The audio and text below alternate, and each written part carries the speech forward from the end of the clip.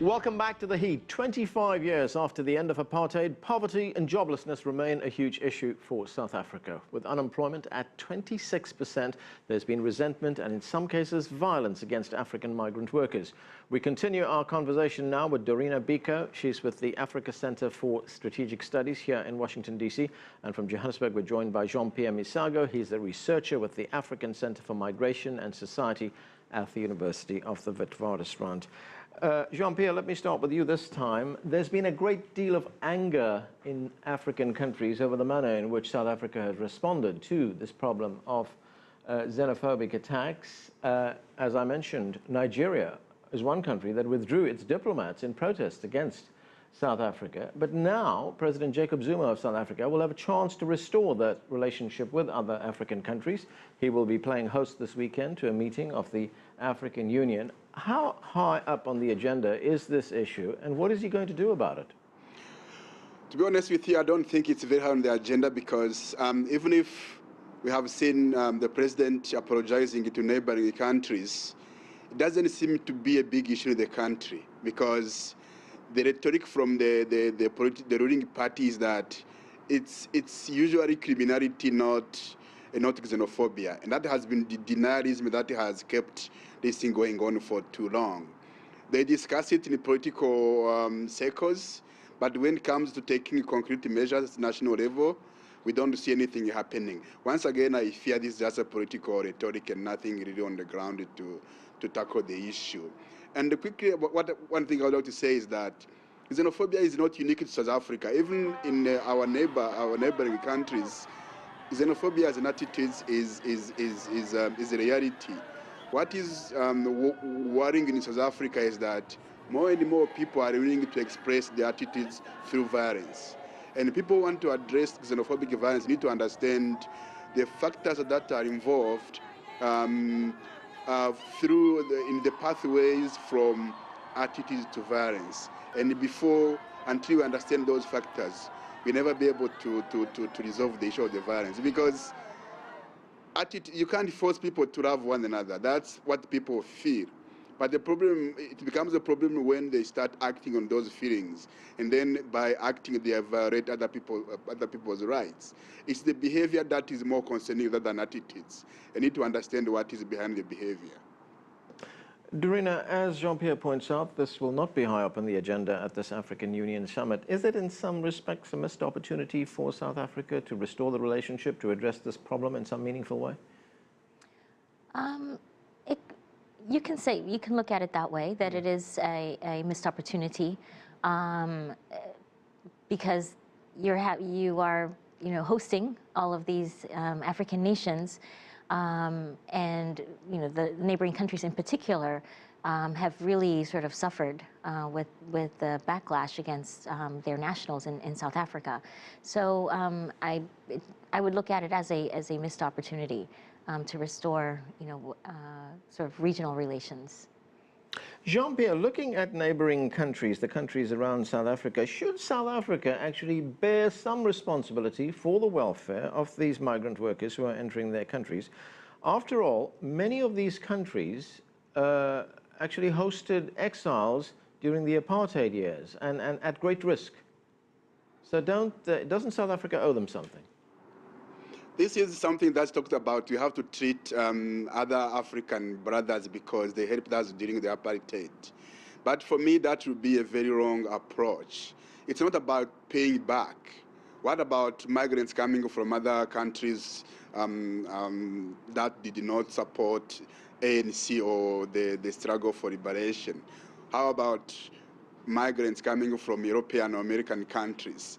Does it mean that they have to be treated differently? For me, the approach is to protect the human rights of everyone. It shouldn't be about paying back. And by the way, the idea that it's Afrophobia, it's only African migrants attacked, that's not true. Because we have Bangladeshis and the Pakistanis who are also the Chinese who are attacked. So the Afrophobia hypothesis does not pass the empirical test. So it's okay if there was some kind of solidarity and cooperation with countries that helped, but it doesn't mean it's payback and doesn't mean those people coming from other countries should be treated differently. So it should be rule of law and human rights for everyone, for me. What is your feeling, Dorina? Does South Africa owe neighboring countries something? I agree with Jean-Pierre. You know, I think what's owed is security for those within your borders, whether or not they actively supported the ANC while it was in exile or not. And, you know, right now, the migrants in South Africa fear for their safety, so they don't have that, you know, guarantee. And I think that should be the sort of bar rather than, you know, whether or not they were supportive of the ANC struggle. Right, and speaking of the ANC, of course, they were the main party who was in opposition to the apartheid government in South Africa, the Party of Liberation, as they were known then, as they are known now. Is this hurting the ANC politically in South Africa? I think it's one of many perceptions that is hurting the ANC. We saw that in, you know, the last year's election, about how the ANC seems to have moved away from its roots as sort of protecting workers. And this is sort of just one more example sort of piling on to this negative image that the ANC has. Right. Well, joining us now from Johannesburg is Sarah Mota. She's a program manager with the Foundation for Human Rights. Sarah, thanks for joining us. We've been talking about these xenophobic attacks in South Africa and the South African government's response to it. In some respects, the South African government has gone on the offensive. We hear of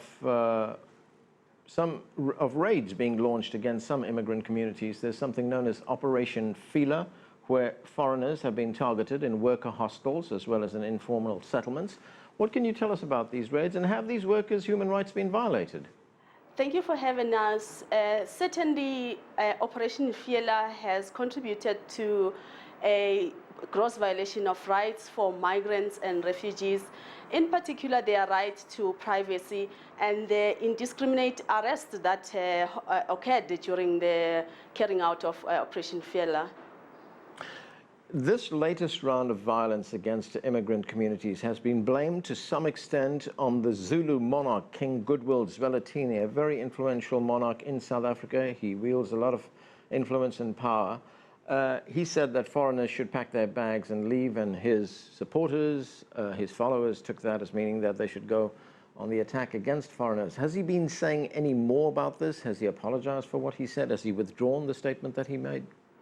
You know, irresponsible political statements certainly do contribute or do perpetuate a certain negative stereotype that eventually contributes to a broader, you know, negative perception against migrants and refugees. And I think on that we need, you know, political leadership that is, you know, operating within the framework of rights as enshrined in the South African Constitution, which is rights of everyone to be respected, their fundamental rights, irrespective of the legal status. Dorina, looking at the bigger picture here and the manner in which this problem should be tackled, I want you to take a listen to what Graça Machel, the widow of Nelson Mandela, had to say a short while ago. Let's watch this. Those 5 million of foreigners who are in South Africa are being pushed to the limit to come here. That's why they come to sell cigarettes. That's why some of them, they come to open this small business.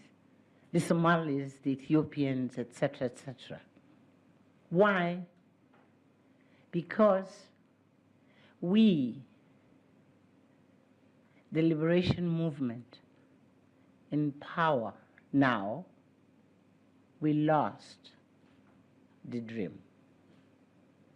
We lost the vision.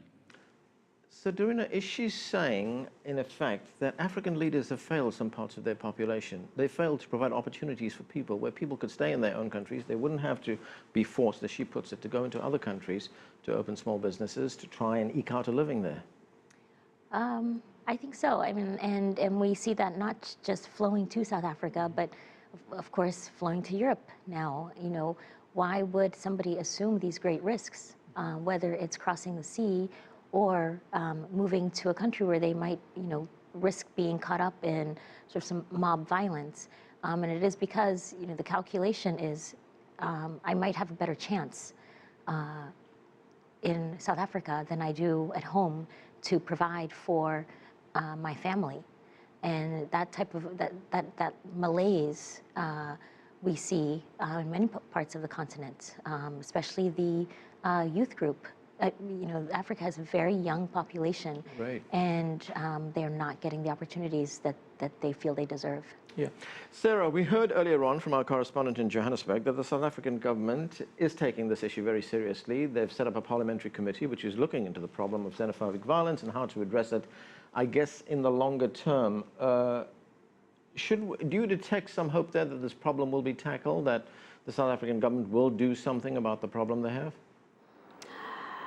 Certainly a sustained approach to deal with xenophobia is required to roll back xenophobia. And I think it's a collective responsibility between government, civil society organizations, business, individuals, you know, faith-based organizations to take a stand and work together to combat xenophobia in South Africa.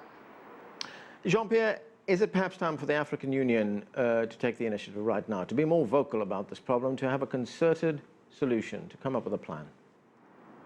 I think so. As I said before, it's not only a South African problem because we have had migrants also chased away from many other countries in DRC, in Tanzania, in Nigeria, and Cote d'Ivoire. So it has happened before in other countries as well. So this is the time to really look at what can be done collectively to resolve the issue. And in terms of these local solutions, the parliamentary task team and the others, this is something you have seen in the past. It hasn't really yielded any positive results. So what I see this as just some kind of symbolic response to appease the anger from the international community, but they will fade away a few months along the line like they did in 2008. So I don't see this as something that's going to be sustainable to provide solutions to resolve the issue once for all.